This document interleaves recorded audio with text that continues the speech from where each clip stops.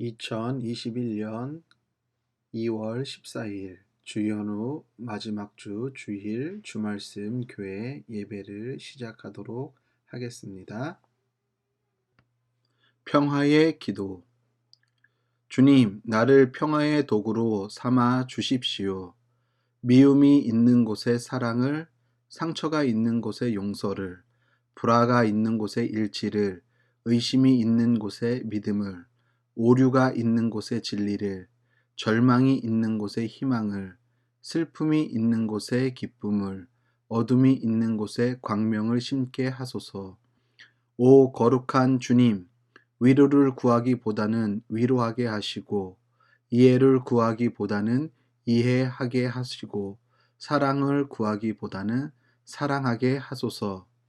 우리는 줌으로써 얻고, 용서함으로써 용서받고, 죽음으로써 영생에 이르기 때문입니다. 아멘. 교동문 26번 시편 50편입니다. 내 백성아 들을지어다. 내가 말하리라. 이스라엘아 내가 내게 증언하리라. 나는 하나님 곧 내 하나님이로다. 나는 내 재물 때문에 너를 책망하지는 아니하리니 내 번제가 항상 내 앞에 있음이로다.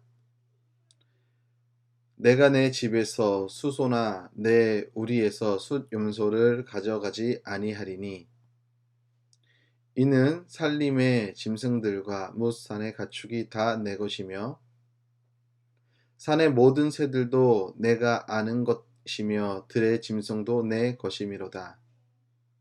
내가 가령 주려도 내게 이르지 아니할 것은 세계와 거기에 충만한 것이 내 것이미로다. 내가 수소의 고기를 먹으며 염소의 피를 마시겠느냐? 감사로 하나님께 제사를 드리며 지존하신 이에게 내 서원을 갚으며 환난 날에 나를 부르라. 내가 너를 건지리니 내가 나를 영화롭게 하리로다. 아멘. 다 함께 찬송가 220장 찬송 부르도록 하겠습니다.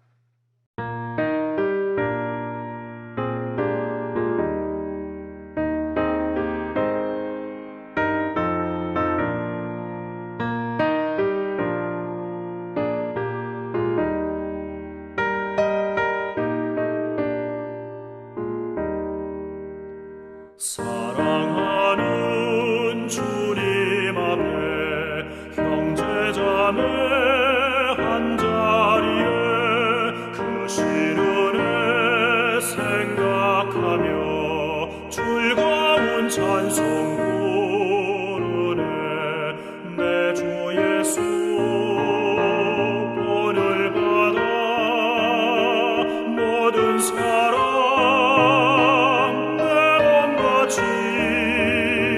환난 근심 위로하고 진심으로 사랑하세. 사랑하는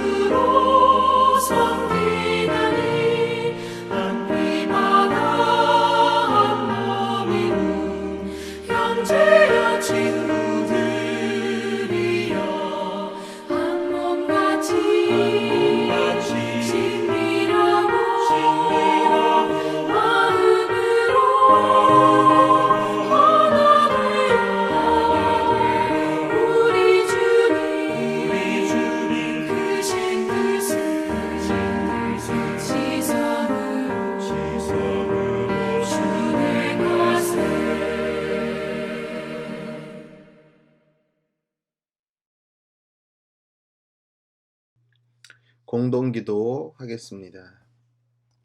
하나님, 설 명절 연휴도 잘 보내게 하시고, 비록 함께 모여 예배할 수 없지만 우리가 각자의 삶의 자리에서 주님을 예배할 수 있음이 주님의 은혜임을 고백합니다. 여전히 코로나의 위협이 우리의 삶을 무겁게 하고 힘겹게 하지만 그럼에도 불구하고 주님께 예배하고 찬양하며 주님을 사모하는 우리의 마음을 빼앗지 못하도록 우리의 생각과 마음을 주님 지켜주시길 소망합니다. 매 순간 우리의 삶이 나의 생각과 뜻대로 사는 삶이 아니라 주님의 모습을 본받아 살아가는 우리들의 삶이 되길 원합니다. 정말 주님이 원하시는 삶이 무엇인지, 우리의 삶을 통해 주님의 뜻이 어떻게 드러날지 고민하며 생활하게 하옵소서. 그래서 우리의 삶을 통해 주님의 사랑이 우리의 가족과 이웃, 그리고 우리가 속해 있는 공동체에 흘러가게 하옵소서. 하나님, 주님께서 뜻하신 바가 있어 주님의 말씀의 터 위에 교회를 세우시고 복음을 전하게 하심에 감사합니다. 비록 세상에서 교회에 대한 불신이 커지며 신뢰가 땅에 떨어졌지만 이번 일을 통해 그동안 잘못된 우리들의 모습을 돌아보게 하시며 다시 한번 바른 믿음으로 성장하는 기회를 삼게 하옵소서. 그래서 주님의 교회들이 이전보다 더 튼튼하고 건강한 교회로 다시 거듭나게 하옵소서. 하나님, 지금도 전 세계가 코로나 바이러스에 끝없는 전쟁을 하고 있습니다. 모든 이들에게 주님의 은총을 내려 주옵소서. 오늘도 각 도처에서 흩어져 방역과 치료에 애쓰고 있는 방역 당국과 의료진에게 주님의 은총이 있기를 빕니다. 그래서 그들이 비록 힘들고 어려운 상황 가운데서도 힘을 잃지 않고 바이러스와 잘 싸울 수 있도록 함께 하옵소서.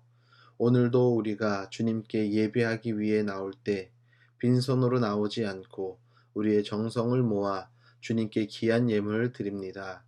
드려진 손길들을 기억하시고 하늘의 문을 여시사 하늘의 신령한 복과 땅에 기름진 복을 저들에게 부어주시며 저들의 삶의 지경이 넓어지는 은혜와 복을 누리게 하옵소서.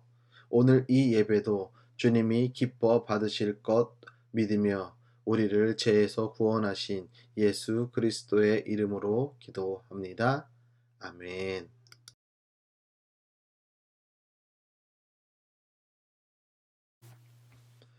주말씀 소식을 알려드리겠습니다. 주말씀 교회 영상을 시청하는 여러분을 예수님의 이름으로 축복합니다.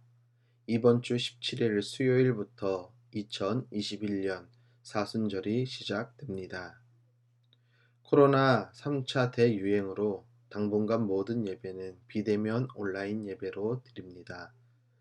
코로나 확산세가 계속 증가함에 따라 가급적 지인 및 가족 모임은 자제해 주시길 바랍니다.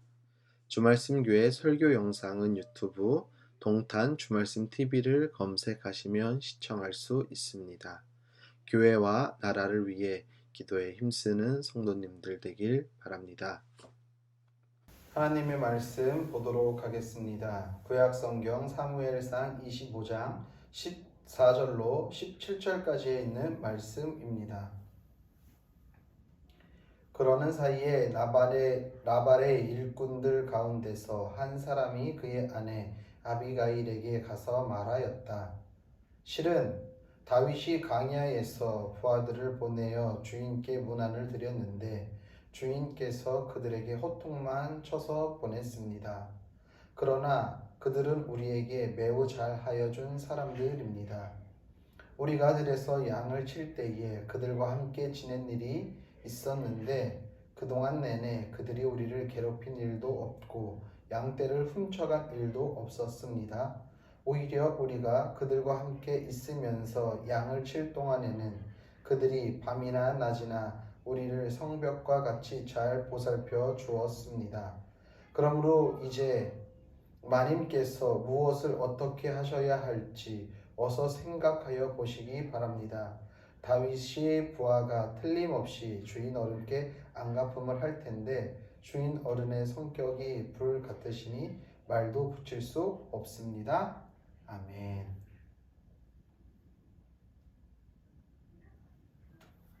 하나님 우리 아버지와 주 예수 그리스도께서 내려주시는 은혜와 평화가 여러분에게 있길 빕니다. 2021년도 이제 구정 연휴가 지났습니다. 이제 정말 2021년도 새해가 시작된 것이겠지요.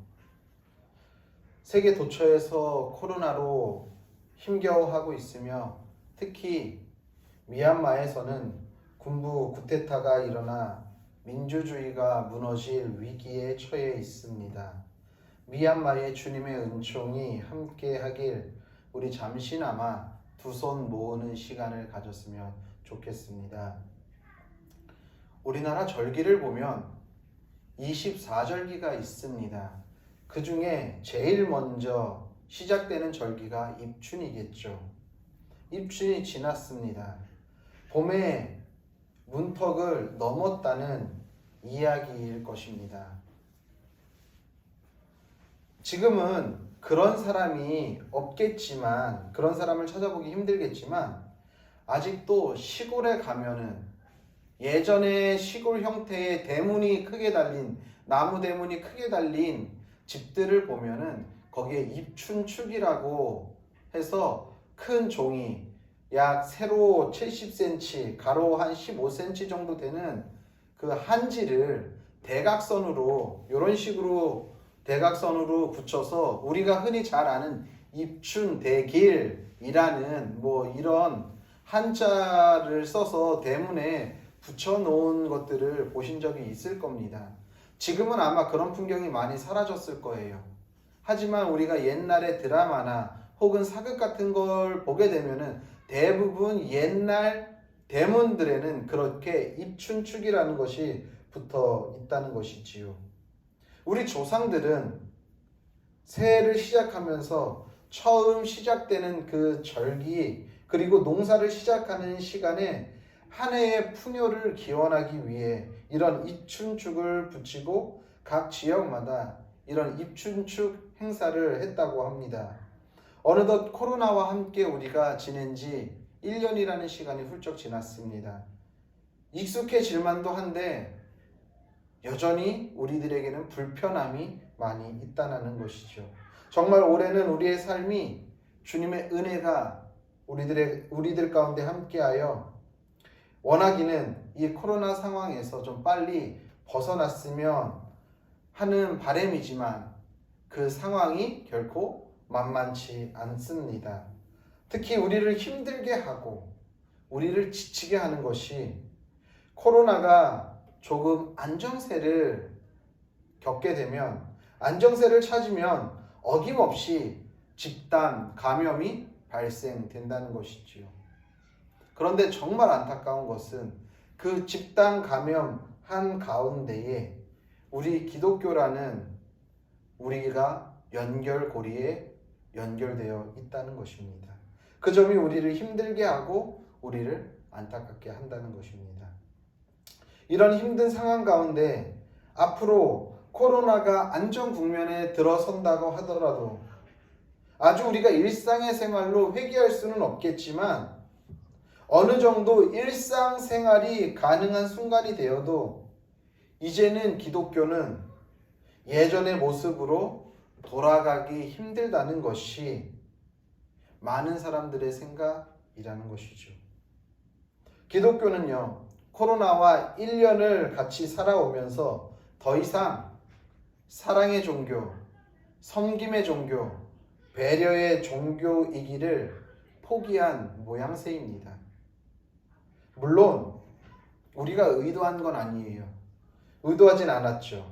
세상 사람들이 분노하고 그 표현을 때로는 교회의 명판을 향해 계란을 투척하는 일까지 벌어졌습니다. 기독교인을 더 이상 신뢰하지 않아요. 얼마 전에도 뉴스앤조이라는 기독교 전문 매체의 기사를 잠깐 봤는데 기독교에 대한 이미지가 너무나도 많이 줄어들었어요. 그리고 지금 청소년 청년 시대, 앞으로 10년 후에 이들이 결혼해서 가정을 이룰 텐데 그들의 50% 이상이 가나안 성도가 된다는 통계 결과도 나왔습니다. 너무나도 심각한 상황이에요. 심지어는 교회의 성도라고 하는 분들도 이번 이 코로나 사태를 겪으면서 그리고 그 중심에 교회가 있다라는 사실을 알면서 많은 사람들이 교회를 떠났습니다. 재미난 설문이 있었습니다. 여러분들은 교회에 대해서 이 코로나가 교회가 이 코로나 시대에 얼마나 많은 영향을 미쳤습니까? 라고 했을 때 질병관리청의 통계를 보게 되면 제일 많은 것은 가족 간에 혹은 친지 간에 가까운 사람 간의 전염이 38%입니다. 기독교, 그러니까 교회로 우리가 교회반이라고 이야기했던 교회로 인해서 감염이 되었던 것, 전파가 되었던 것은 전체 100%를 놨을 때 11%밖에 되지 않아요. 그런데 일반 사람들이 생각할 때 그 대답에 응답한 사람들의 44%는 교회를 통해서 코로나가 전파됐다라고 생각하고 있는 거예요. 인식하고 있는 거예요. 그만큼 무슨 말이에요? 4배 가까이 결과적으로는 교회에서 확진된 사람은 전체 확진자의 11%밖에 되지 않는데 세상 사람들이 생각할 때에는 44%, 반 가까이가 교회 때문에 코로나가 더 확진됐다라고 이야기하는 거예요. 왜 그럴까요? 왜 그렇게 됐을까요? 제가 앞에서도 말씀드렸지만 좀 잠잠해질 만하면 크게 집단 감염이 발생되고 그 안에는 어김없이 우리 개신교, 기독교가 관련되어 있기 때문이라는 것이지요. 왜 이렇게까지 되었을까요? 물론 우리가 의도한 거 아니에요. 코로나는 누구나 걸릴 수도 있어요. 그런데 왜 세상 사람들은 우리 기독교를 그렇게 바라보게 됐을까요?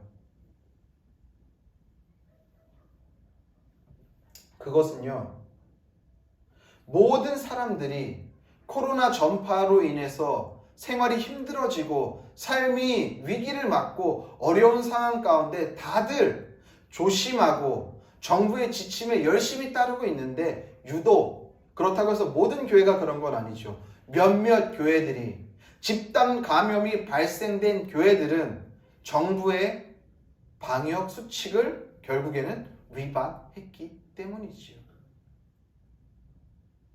정부에서 제발 지금은 위험한 상황이니까 비대면으로 온라인으로 대부분 예배를 드릴 수 있으면 드리세요.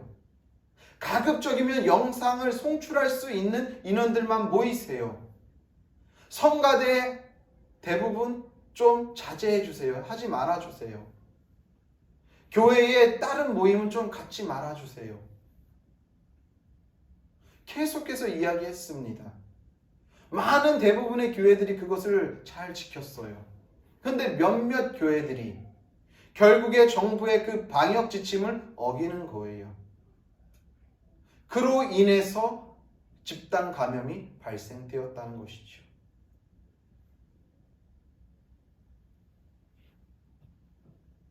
모두가 힘들어하고 모두가 정부의 지침을 따라서 조심하고 있는데 유독 몇몇 교회들이 그것을 따르지 않았다라는 거예요. 왜? 우리는 괜찮아. 우리는 문제없어. 예배가 중요하지. 우리 공동체는 문제없어. 우리는 괜찮아. 이 마음이 그냥 흘러간 거예요. 우리가 다른 거 하나? 예배 드리는 건데.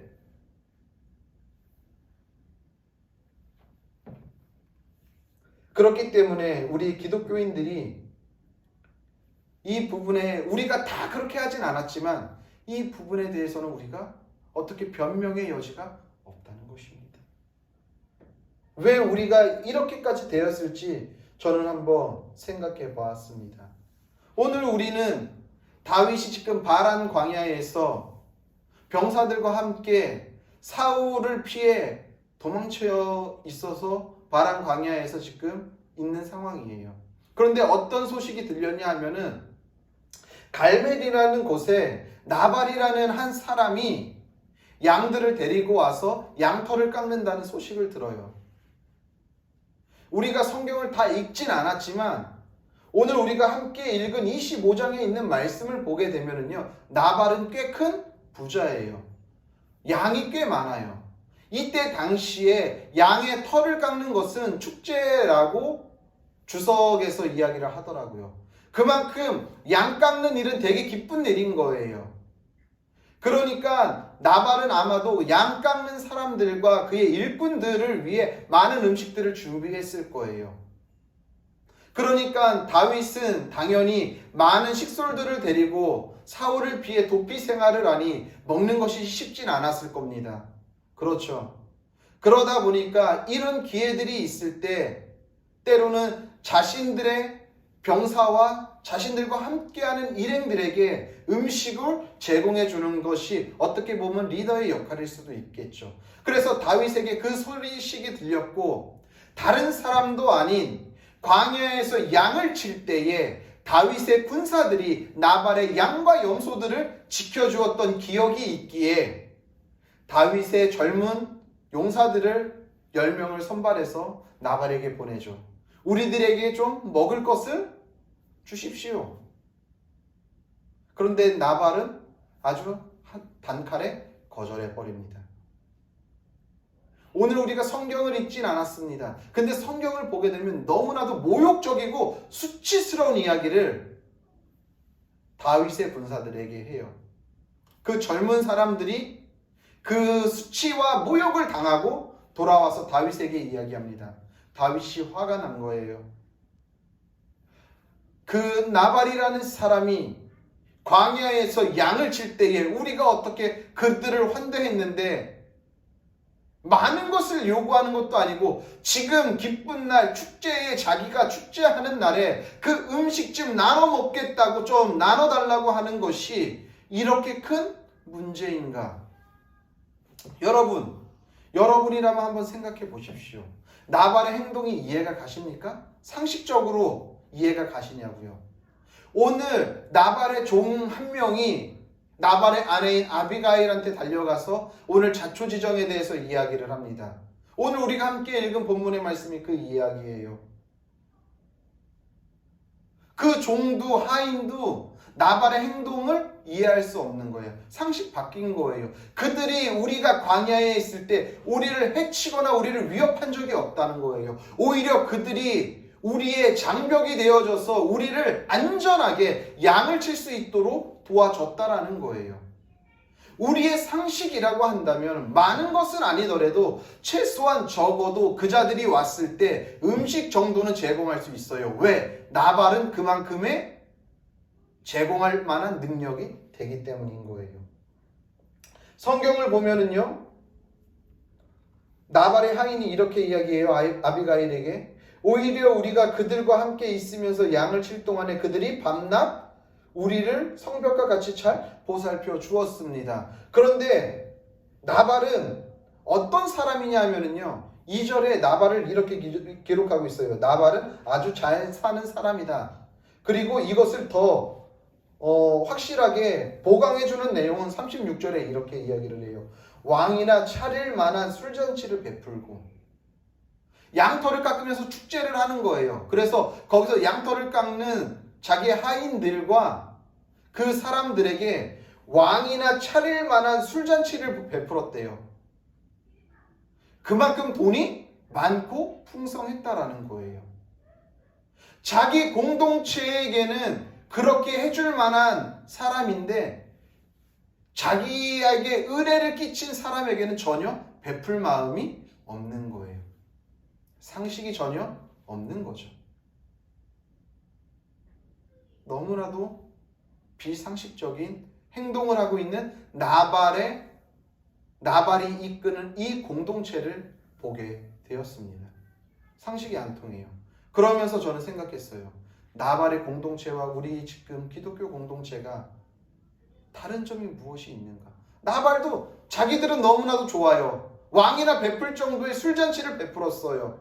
그래서 자기들의 일꾼들과는 아주 흥겹게 즐겁게 아주 잘 놀고 있지만 결국에 은혜를 준 다윗의 공동체에 대한 생각과 배려는 전혀 없는 거예요. 우리만 예배 잘 드리면 돼. 정부가 어떻게 하던 간에, 세상 사람들이 어떠하던 간에 우리가 예배 드리는데, 우리가 하나님 앞에 예배 드리는데 그게 무슨 문제가 돼? 이것이 얼마나 공동체를 썩게 만들고 이것이 얼마나 공동체를 병들게 만드는지 그것을 알지 못하는 거예요.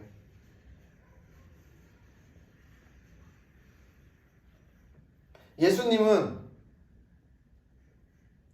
강도 만난 사람을 통해 가지고 누가 정말 이웃에게 선한 사람이 있고 이 이웃을 사랑하는 사람이냐라고 말하면서 이렇게 말하죠. 한 강도 만난 사람이 있는데 레위인과 제사장은 그걸 보고 어떻게 해요? 그냥 지나쳐가요. 하지만 이방 사마리아 사람은 자기의 사비를 털어서 강도 만난 사람을 치료하도록 합니다. 그리고 치료비가 부족하면 자기가 일을 보고 돌아올 때 나머지를 지불해겠다고 이야기를 해요. 너무나도 상식적인 이야기잖아요. 누가 선한 사람입니까? 사마리아 사람이죠. 너무나도 이건 상식적인 것이에요. 세상 사람들이 우리 기독교인들에게 뭐 거창한 걸 바라고 있다고 저는 생각하지 않아요. 제발 상식에 맞게끔 행동했으면 좋겠다라는 생각을 하는 거예요. 지금까지 한국 개신교회가 이 코로나 상황을 맞이하여 대응하고 보여줬던 행동이 정말 세상 사람들이 납득할 만한 상식적인 행동을 했습니까? 우리 가슴에 한번 손을 얹고 생각해 보자고요. 나는 그 교회가 아니니까, 나는 그 교회 다니지 않으니까 나는 괜찮아? 아니요. 어쨌거나 거기도 우리와 같은 교회예요. 예수님께서 교회를 말씀하실 때 뭐라고 이야기해요? 한 지체라고 이야기하는 거예요. 그 지체가 잘못됐다라고 해가지고 손에 문제가 생겼다고 해서 이 손을 잘라버릴 수는 없는 거예요. 같이 안고 가야 되는 거예요. 그러니까 우리가 자유할 수 없는 거예요. 저들의 잘못이 곧 우리의 잘못과도 같은 거예요. 왜? 우리는 한 지체이기 때문에. 그렇기 때문에 그들의 그러한 행동이 우리에게는 안타까웠고 우리에게는 너무나도 가슴 아픈 현실이지만 그렇다고 해서 우리가 똑같이 그렇게 행동해서는 안 되는 거겠죠. 잘못된 부분에 대해서는 고쳐야죠. 이 손에 문제가 생겼는데 이 문제가 생긴 손을 그냥 들고 갈 수는 없어요. 고쳐서 써야 되는 거예요. 치료를 해야 하는 거예요. 지금 많은 교회들이 병들어 있어요. 상식에서 어긋나 있어요. 우리들만 잘 먹고 잘 살면 된다라는 생각이 너무나도 뿌리 깊게 박혀 있어요. 이것이 어디서부터 왔을까요?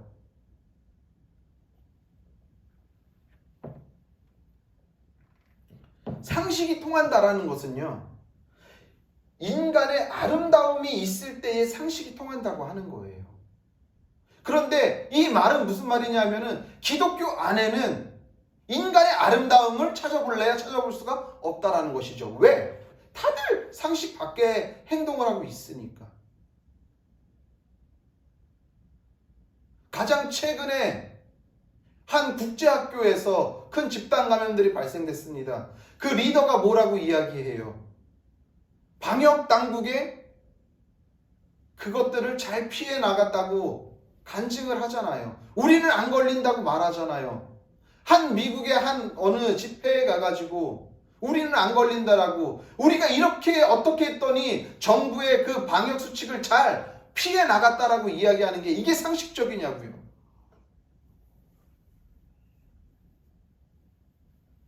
전혀 상식적이지 않아요.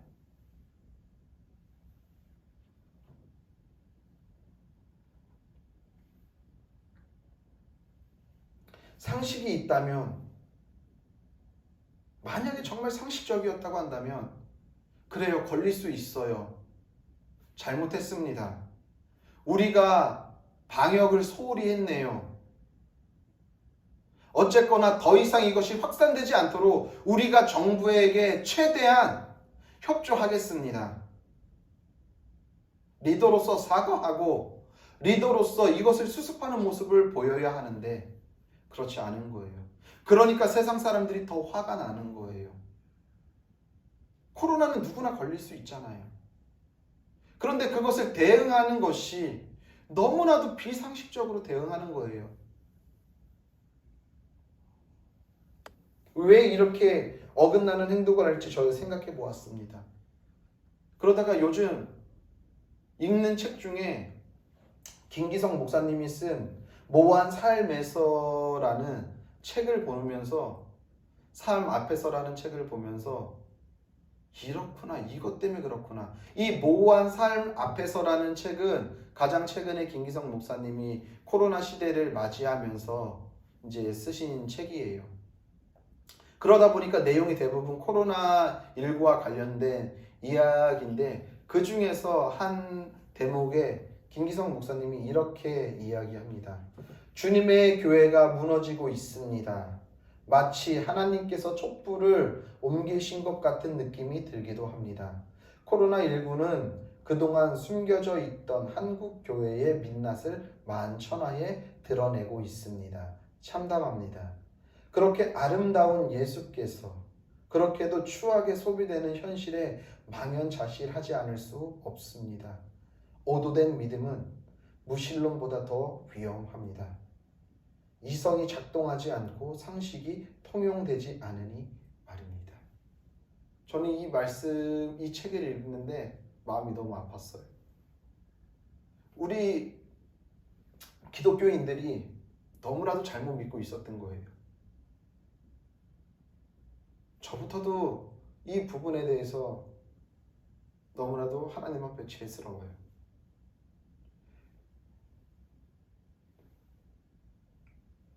가장 존귀하고 가장 아름다운 그 예수 그리스도의 이름이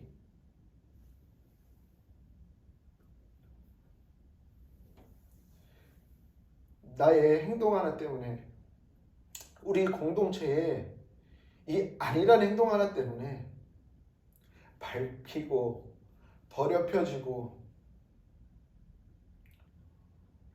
이제 계란까지 던지는 그런 비참한 모습으로 전락되어 있는 이 모습이 너무나도 목사로서 그리고 그리스도인의 한 사람으로서 너무나도 마음이 아픈 거예요. 도대체 우리가 어떻게 믿어왔기에 이 지경까지 이르렀는지 정말 우리 자신을 살펴보지 않을 수 없습니다. 그러면 안 돼요, 진짜. 이 오도된 믿음, 잘못된 믿음 때문에 지금 이 지경까지 온 거예요. 물론 예배를 주님께서 허락하신 그 장소에서 드리는 것도 중요하겠죠. 그런데요, 지금 같은 경우에는 꼭 교회가 아니더라도 여러 가지 방법으로 예배드릴 수 있는 일들이 많잖아요. 교회에서 가정마다 가정 예배 드릴 때 그것은 예배가 아니라고 이야기하지 않습니다. 가정 예배는 드리면서 주일 예배가 지금 가정 예배 형식으로 드려지는 게 무엇이 문제입니까?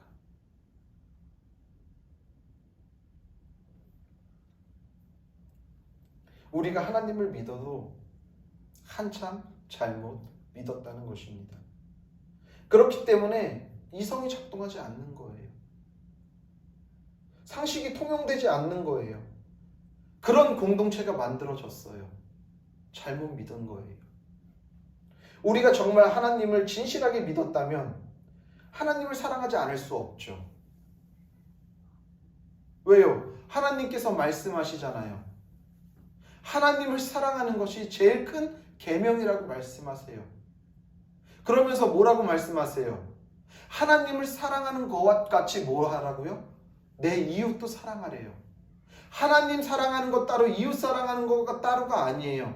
하나님을 사랑하는 거와 같이 이웃을 사랑하는 것은 하나님과 이웃 사랑이 동일하다고 하나님은 말씀하고 계신 거예요. 이웃을 사랑하는 것이 곧 하나님을 사랑하는 거고요. 하나님을 사랑한다고 고백하는 사람은 이웃을 사랑하지 않을 수 없는 것이 정상인 거라는 거예요. 김교신 선생님은 이런 삶을 사는 기독교인들에게 불초 신자라고 말했어요. 불초가 뭐죠? 불초? 아버지를 닮지 않았다는 뜻이지요. 어리석은 사람을 이를 때 쓰는 거예요. 불초 자식이라고 우리 이야기하잖아요. 우리의 아버지는 누굽니까? 하나님이죠. 예수님입니다. 주님이에요. 우리는 주님을 닮지 못해요. 예수님의 삶을 닮아간다라고 매일같이 말은 하고 교회에서 가르치지만 우리의 삶에는 예수님을 따라 예수님의 삶처럼 살아가고 싶은 마음이 전혀 없는 거예요. 잘못된 믿음으로 인해 이제 기독교는 더 이상 상식이 통하는 그런 종교가 아니에요.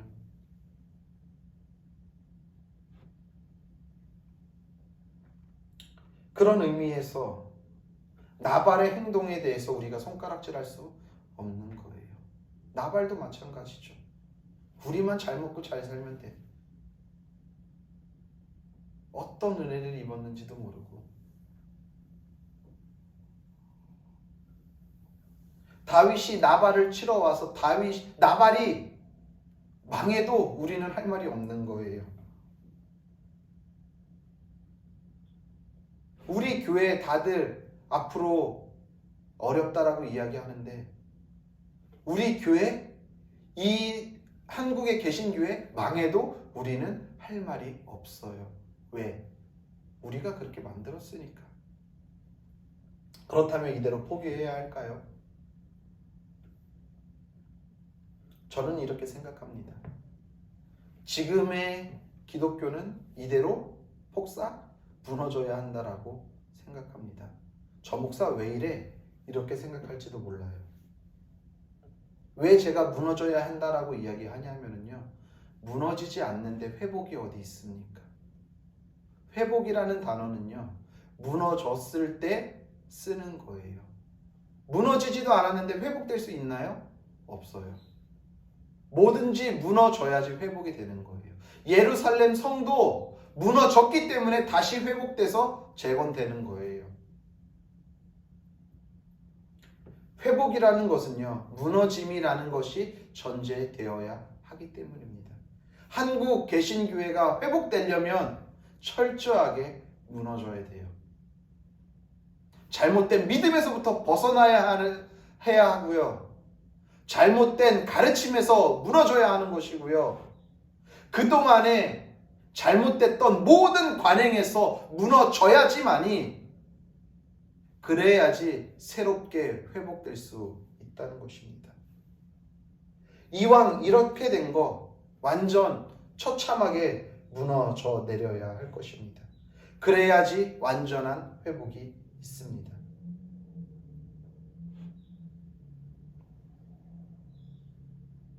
그렇다고 한다면 어떻게 해야지 회복할 수 있을까요? 저는 이렇게 생각합니다. 지금까지 나발처럼 우리끼리만 좋지 세상 사람들의 그 시선과 그거 전혀 의식하지 않고 저들이 뭐라고 하던 간에 귀 기울이지 않고 그냥 우리 마음대로 살아왔다고 한다면 이제는 우리의 시선과 우리의 길을 우리만 좋지가 아니라 저들이 우리를 향해 뭐라고 이야기하는지 마음을 열고 들을 수 있어야 하는 거예요. 그래야지 그들에게 다가갈 수 있는 겁니다. 제가 앞에 서두에서 미얀마 쿠데타 이야기를 했어요. 제가 왜 이 이야기를 했을까요? 우리와 남이 아니잖아요.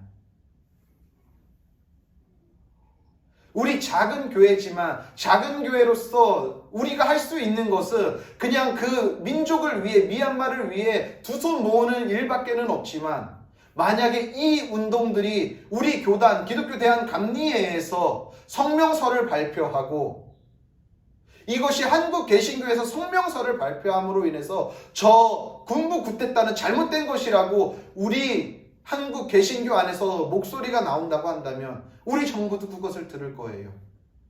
그리고 이것이 우리 정부가 움직이게 되면은 세계적으로 나아갈 거예요. 세계에 그럼 우리와 같은 마인드를 가지고 있는 나라들이 그거와 함께 연대하게 되면은 군부가 아무리 그것을 장악하려고 해도 쉽지 않을 거라고 생각합니다. 우리 작은 교회지만, 우리 작은 사람들이지만 우리가 좋자고 우리 좋은 대로 살아가는 것이 아니라 이제는 이웃에게 귀를 기울이고 그들이 뭐라고 이야기를 하는지, 그래야지 그들의 아픔을 알 것 아닙니까? 그래야지 그들에게 다가갈 수 있을 것 아닙니까? 이제는 교회가 우리 안에서만 좋은 것이 아니라 이제는 함께 할 수 있는 공동체로 변화되어야 한다는 것입니다. 이제는 우리 교회가 아니라 세상과 이웃과 타자와 연대하는 그런 교회 공동체로 변화해야 한다는 것입니다. 고통당하는 이웃을 위해 슬픔에 빠져있고 힘겨워하는 이들에게 다가가는 교회가 되어야 할 것입니다. 물론 그런 교회들 많이 있죠.